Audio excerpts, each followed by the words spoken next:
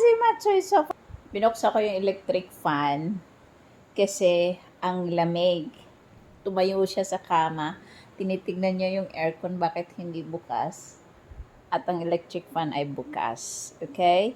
Reason for that, there is a typhoon. The wind is very strong. That's why Mama using electric fan. So if you want aircon, you go home to your house. This is Mama's house. Okay? He's expecting aircon. He's looking at it because there's no color green. It means it's not working. So he stand up and he doesn't like electric fan. Takot siya sa hangin ng electric fan kasi ignot to eh. Hmm? It's so funny. Lie down na, lie down. Sige na, lie down. Sige na.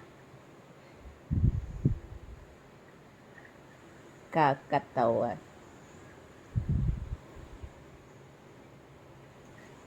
Or you go downstairs. Yeah? Sige na, you go downstairs. Sige na. I'm afraid, Mama. Agoy, nako. Sige na, lie down na lang. Sige na.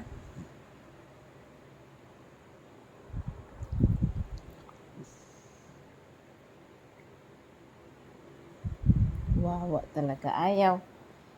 Lie down na, Macho.